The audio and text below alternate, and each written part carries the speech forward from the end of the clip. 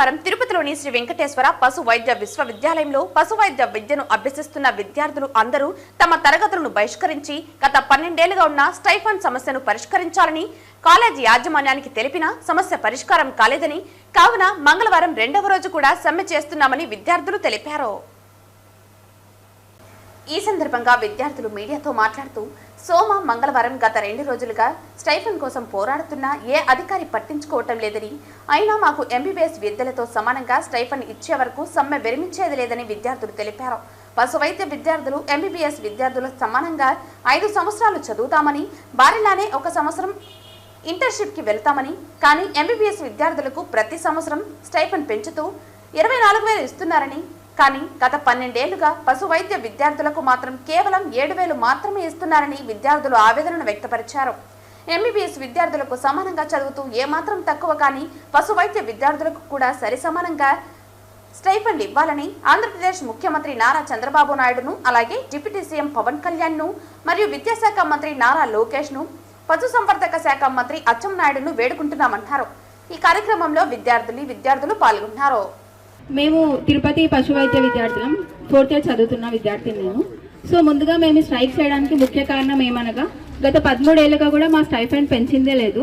2012లో మా స్టైఫండ్ 7,000, ఇప్పటికి కూడా అలాగే ఉంది. అది ఏమాత్రం పెంచట్లేదు. మనం చూస్తున్నట్టయితే రోజు నిత్యావసరాలు అన్ని వస్తువులన్నీ పెరుగుతూ ఉన్నాయి. అటు సినిమాల్లో మనం తినే పాప్కార్న్ నుంచి డైలీ మనం వాడే పెట్రోల్ వరకు ప్రతిదీ రేట్ పెరుగుతూనే ఉంది. సో కాబట్టి అవన్నీ రేట్ పెరుగుతున్నందుకు అలాగని కాదు, సో అలాంగ్ విత్ దట్ మనం కూడా మాకుండే ఖర్చులో కూడా పెరగాలి కాబట్టి మా స్టైఫండ్ పెంచాలని మేము కోరుకుంటున్నాము. మోరోవర్ ఇప్పుడు మనం చూసినట్టయితే ఇంటర్న్షిప్ మాకు మొత్తం 1 ఇయర్ ఉంటుంది. 2 monthsలో మేము ఇంటర్న్షిప్కి వెళ్ళాల్సిన వాళ్ళం. సో ఇన్ దట్ 1 ఇయర్ మాకు 6 months రొటేషన్, 6 months స్టాటిక్ ఉంటుంది.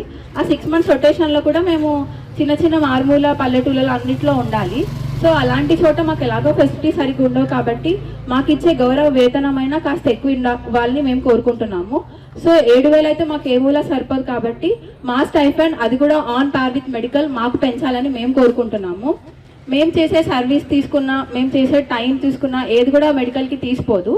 సో కాబట్టి ఆన్ పార్ విత్ మెడికల్ మాకు ఈక్వల్గా మా స్టైఫండ్ని పెంచాలి, అది కూడా వెంటనే పెంచాలి. మోరోవర్ మేము ప్రతిసారి స్ట్రైక్ చేస్తూనే ఉన్నాం. ప్రతిసారి మా యూనివర్సిటీ అఫీషియల్స్ కానివ్వండి, గవర్నమెంట్ అఫీషియల్స్ కానివ్వండి, అందరూ వస్తున్నారు, పెంచుతామని చెప్పి హామీ ఇస్తున్నారు. మేము ఆ హామీని నమ్మి మా స్ట్రైక్ని ఆపేస్తున్నాం.